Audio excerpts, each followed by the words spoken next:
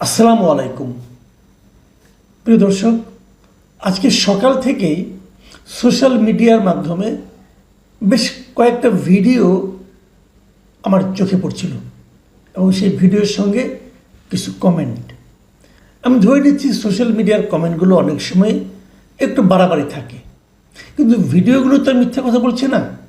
তো দেখলাম এই ভিডিওগুলোতে মার্কিন বিমান বাহিনীর একটা এয়ারপ্লেন, একাধিক এয়ারপ্লেন, এবং তার সঙ্গে একটা ভিডিও দেখলাম ওখানে একজন লোক চট্টগ্রাম এয়ারপোর্ট থেকে দুবাই যাচ্ছে। উনি বলছিলেন যে আমি দুবাই যাচ্ছি, আমি এয়ারপোর্টে ইউএস এয়ারফোর্সের এইগুলো বিমানগুলো দেখছি, এবং লোকগুলি নামছে এবং এয়ারপোর্টে তারা তাদের মালামাল নিয়ে যাচ্ছে, হোটেলে উঠছে। এই সমস্ত খণ্ড খণ্ড খণ্ড খণ্ড অনেকগুলি ভিডিও আমি দেখলাম। এবং সেই সঙ্গে অনেকে ভিডিওতে পাশে যে কমেন্টগুলো করেছেন, সেই কমেন্টগুলোতে এই ধরনের মন্তব্য করেছেন যে বহুদিন ধরে বলা হচ্ছিল যে আমাদের চট্টগ্রাম এলাকার সেন্ট মার্টিন এলাকায়, এই এলাকাগুলোতে মার্কিন সেনাবাহিনীর একটা অবস্থান থাকতে পারে এবং এ ধরনের কিছু একটা হচ্ছে কি না, এ ধরনের কথা সেখানে লেখা ছিল। দেখুন, স্পেকুলেশন তো অনেক কিছুই থাকে। শেখ হাসিনা যখন ক্ষমতায় ছিলেন তখন উনি বারবার কিন্তু বলছিলেন যে সেন্ট মার্টিন তাদেরকে দিয়ে দেওয়ার কথা বলা হচ্ছিল। এবং তারপর সেন্ট মার্টিনে যখন আমাদের এই নতুন সরকার, অন্তর্বর্তীকালীন সরকার এসে সেন্ট মার্টিনে মানুষের অবাধ যাতায়াতকে সীমাবদ্ধ করে দিল, নিষিদ্ধ করে দিল, তখন কিন্তু সেই স্পেকুলেশনগুলো আবার প্রাণ পেল। এরকমই হয়, হয়তো কিছুই না, হয়তো পরিবেশের জন্য করা হয়েছে, আমি ঠিক জানি না কেন করা হয়েছে। এত বছর তাহলে পরিবেশ নষ্ট হচ্ছিল বোধ হয়, রিজওয়ানা হাসান এসে পরিবেশকে উদ্ধারের জন্য লেগে গেলেন। ওখানকার মানুষের জীবনযাপন কেমন হলো, তাদের কষ্ট বাড়লো কি কমলো, এগুলো নিয়ে কোনো আলোচনা কিন্তু নাই।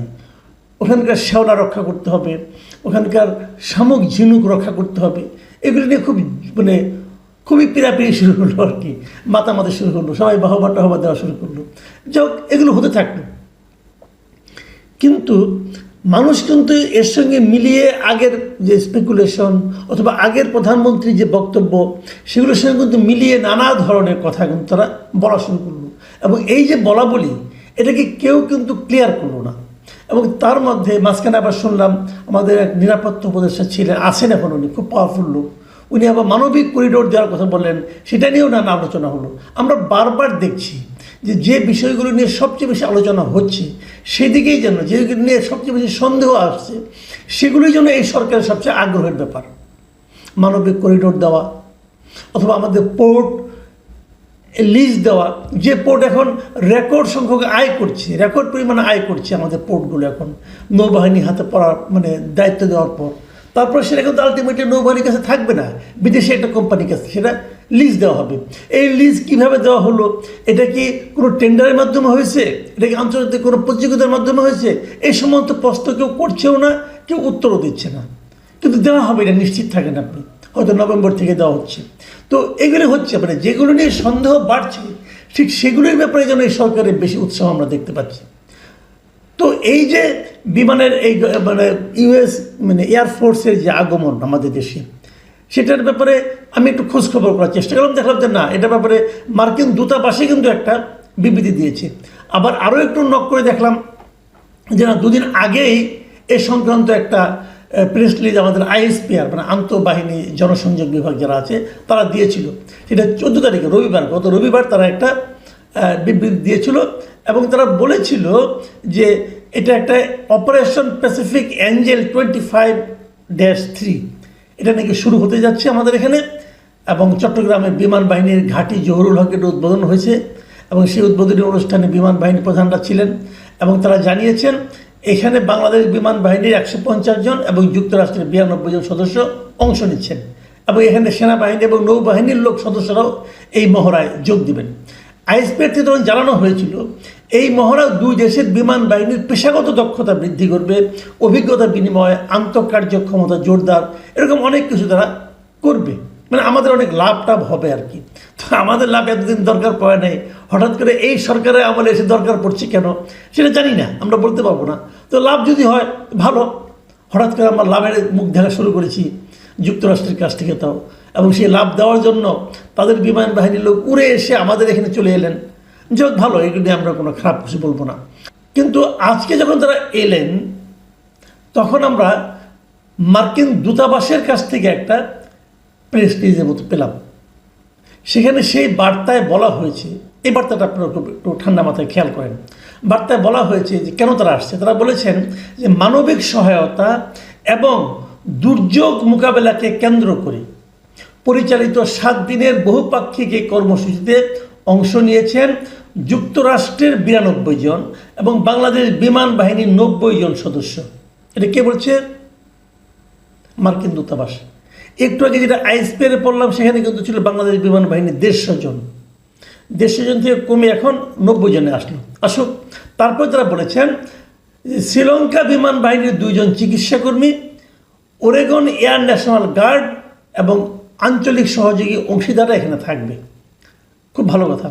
মার্কিন দূতাবাস আরও কি বলছে এটাও একটু মন দিয়ে শুনেন। তারা বলেছেন যে প্যাসিফিক অ্যাঞ্জেল 25 যুক্তরাষ্ট্র ও বাংলাদেশের চলমান প্রতিরক্ষা সহযোগিতা এবং মানবিক প্রস্তুতির অঙ্গীকারকে সুস্পষ্টভাবে প্রতিফলিত করে, যা ভবিষ্যৎ সংকটে দ্রুত ও কার্যকর প্রতিক্রিয়া জানানোর সক্ষমতা জোরদার করবে। খেয়াল করবেন, তার মানে আমাদের মধ্যে চলমান কি আছে? প্রতিরক্ষা সহযোগিতা। আমাদের সঙ্গে যুক্তরাষ্ট্রের প্রতিরক্ষা সহযোগিতাটা কি ভাই? এটা একটু বোঝার চেষ্টা করি আমরা। কি আমাদের তার সঙ্গে কিসের প্রতিরক্ষা সহযোগিতা সে আমাদের করবে? এটা কি চলমান, মানে আগের থেকে চলছিল? কবে থেকে চলা শুরু করলো?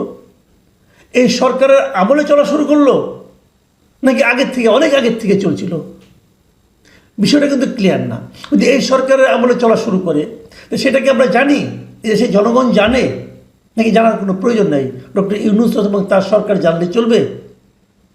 এটা আমি ক্লিয়ার না জিনিসটা, আপনারা কেউ ক্লিয়ার হলে আমাকে বলবেন।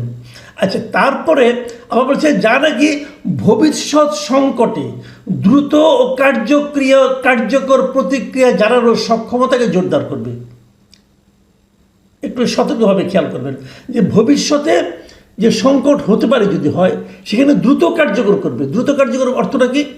তার মানে তারা আশেপাশে থাকবেন। আমাদের এখানে কোনো ঘাঁটি হতে যাচ্ছে? এই প্রশ্নটা কিন্তু ভাই আসবে। দেখুন, আরেকটা কথা ওনারা বলেছেন যে বাস্তবসম্মত সংকটের অনুকরণে করা এই মহড়া অংশীদার দেশগুলোর প্রাকৃতিক দুর্যোগ মোকাবিলার সামর্থ্য বৃদ্ধি করে, আঞ্চলিক সহনশীলতা গড়ে তোলে এবং এখান থেকে খেয়াল করেন, এবং ইন্দো প্যাসিফিক অঞ্চল জুড়ে দীর্ঘমেয়াদী নিরাপত্তা সহযোগিতাকে সুদৃঢ় করে। এই যে কথাটা, যে ইন্দো প্যাসিফিক অঞ্চল জুড়ে দীর্ঘমেয়াদী নিরাপত্তা সহযোগিতাকে সুদৃঢ় করে। ইন্দো প্যাসিফিক অঞ্চল জুড়ে দীর্ঘমেয়াদী নিরাপত্তা সহযোগিতা কে কার কাছে চেয়েছে? আমরা কি যুক্তরাষ্ট্রের কাছে চেয়েছি? চাইলে আমরা কেন চেয়েছি? এবং তারা যদি দীর্ঘমেয়াদী আমাদেরকে নিরাপত্তা সহযোগিতা দেয়, কীভাবে দেবে? প্রতিবার প্লেনে করে আসবে নাকি এখানে কোথাও থাকবে? দেখুন, এই সমস্ত অজুহাত দিয়েই কিন্তু এশিয়ার অনেক দেশে যুক্তরাষ্ট্র ঘাঁটি করেছে। দক্ষিণ কোরিয়ায় করেছে, কাতারে করেছে কিন্তু কাতারে কোনো কাজে লাগে নাই। কয়েকদিন আগে কিন্তু কাতারে যখন নাকি ইসরায়েল থেকে হামলা করা হলো তখন কিন্তু যুক্তরাষ্ট্রের ওখানে যে ঘাঁটি আছে সবচেয়ে বড় ঘাঁটি বলা হয় কাতারকে, সেই ঘাঁটি কিন্তু কোনো কাজে লাগে নাই। তারা কোনো কাজই করে না, চুপচাপ বসেছিল। তো ঘাঁটি করবে আমাদের এখানে? কোথায় করবে ঘাঁটি? সেন্ট মার্টিনে করবে? আমরা জানি না কিছু, বাট প্রশ্নগুলো তো উঠবে। দেখুন, এই ঘটনা যখন দেখছি আমরা, আজকে আমি সোশ্যাল মিডিয়ায় অনেকের অনেক রকম কমেন্ট পড়েছি। আমি একটা কমেন্ট কেলে আপনি পড়বো এবং সেই কমেন্টের কিছু পোস্ট পড়বো, সেই পোস্টের কিছু কমেন্ট আমি পড়বো। এই পোস্টটা আমি নিয়েছি এই কারণে, উনি একজন বিখ্যাত মানুষ। উনি হলেন ডক্টর মোহাম্মদ জাফর ইকবাল। এই ভদ্রলোককে আমি পার্সোনালি ব্যক্তিগত জীবনে খুবই পছন্দ করি। এতে হয়তো আমার প্রতি অনেকে আবার ক্ষিপ্ত হয়ে যাবেন, হতে পারেন ভাই, কিছু যায় আসে না আমার। আমি যেটা করি সেটাই বললাম। আমি ওনাকে ব্যক্তিগতভাবে পছন্দ করি। উনি একটা পোস্ট দিয়েছেন, স্ট্যাটাস দিয়েছেন। উনি লিখেছেন, সেন্ট মার্টিনে মার্কিন রণতরী, মার্কিন ঘাঁটি প্রস্তুত হচ্ছে, এখন সার্বভৌমত্ব কোথায় গেল? এটা হলো ডক্টর মোহাম্মদ জাফর ইকবালের একটা পোস্ট। এই পোস্টটা আমি যখন নিয়েছি, পোস্টটা দেওয়ার 6 ঘন্টা পরে এটা আমি ওখান থেকে কপি করেছি। এই 6 ঘন্টার মধ্যে এখানে 16,000 লোক রিয়েক্ট করেছে এর মধ্যে সবই হয় লাইক অথবা তারা মানে আপনার উদ্বেগ প্রকাশ করেছে। আর সেখানে 1700 কমেন্ট পড়েছে, 2100 শেয়ার হয়েছে এই পোস্টার। এবং এই পোস্টের পরে আমি এখানে দেখতে পাচ্ছি কয়েকজন কমেন্ট করেছেন। আমি দুটা কমেন্টকে বলবো, আপনার তিনটা কমেন্ট আপনাদের পড়ে শোনাবো। একটা কমেন্ট লিখেছেন মিস্টার নাসির উদ্দিন বিডি, তিনি লিখেছেন আমেরিকার ওয়ার্ক পারমিট ভিসা চালু হবে, তাদের যেহেতু ঘাঁটি প্রস্তুতি নিচ্ছে আমরা আমেরিকা হয়ে গেছি। একটু ফান করা কিন্তু কমেন্টটা কিন্তু ইন্টারেস্টিং।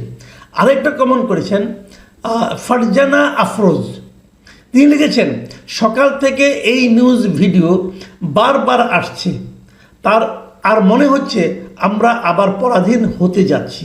আমি আরেকটা কমেন্ট পড়ব, আরও দুটো কমেন্ট। একটা লিখেছেন মাহবুব হক, তিনি লিখেছেন শেখ হাসিনা তো দেশ বিক্রি করে দিয়েছে, কোনো দলিল বা চুক্তিপত্র ইউ সরকার দেখাতে পারেনি। ইউ মানে কোথাও আমার মনে হয় এই বলতে কী বোঝাচ্ছে আমি জানি না, হয়তো ইউনুসও হতে পারে, আই এম নট শিওর। এই 1 বছরে কিন্তু ইউ গং বিক্রির কাজটা ঠিকই করে ফেলেছে, সবই তো দৃশ্যমান হচ্ছে। আমি আরেকটা কমেন্ট পড়ছি, এটি শেষ কমেন্ট।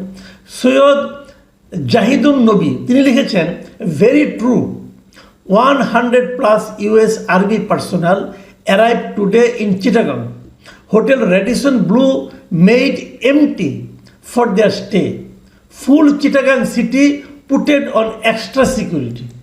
মানে পুরো চিটাগাং সিটির মধ্যেই একটা বাড়তি নিরাপত্তা জারি করা হয়েছে এবং রেডিসন ব্লু যেটা আছে চিটাগাং সেটাকে খালি করে দেওয়া হয়েছে এদেরকে থাকার জন্য। দেশে কি এখন সে ধরনের কোনো মারাত্মক সিচুয়েশন উপস্থিত হয়েছে যেমনভাবে একটা 5 স্টার হোটেলকে খালি করে তাদেরকে রাখতে হবে এবং চিটাগাং সিটিতে বাড়তি নিরাপত্তা করতে হবে? কেন? আসলে হচ্ছেটা কি? কিছু হয়তো কিছুই হচ্ছে না, আমি জানি না কি হচ্ছে, কিন্তু আমি এটুকু অন্তত তোমাকে বলতে পারি মানুষের মধ্যে একটা সন্দেহ তৈরি হয়েছে, মানুষ আতঙ্কিত বোধ করছে। এবং এগুলো হয়তো কিছুই হতো না, কিন্তু মানুষ মেলানোর চেষ্টা করছে যে আগের সরকার প্রধান যে আশঙ্কাগুলি প্রকাশ করেছিল সেই আশঙ্কাগুলিকে বাস্তবায়িত হতে যাচ্ছে, হয়তো হচ্ছে না, কিন্তু মানুষের মধ্যে সন্দেহটা জাগ্রত হয়েছে। এই সন্দেহটা কিন্তু দূরীকরণের দায়িত্ব এই সরকারের। সরকার কি বলবে আমি জানি না, এবং কি বললে মানুষ বিশ্বাস করবে সেটাও জানি না, অথবা কি বললে মানুষের সন্দেহটা আরও তীব্র হবে সেটাও আমি বলতে পারবো না।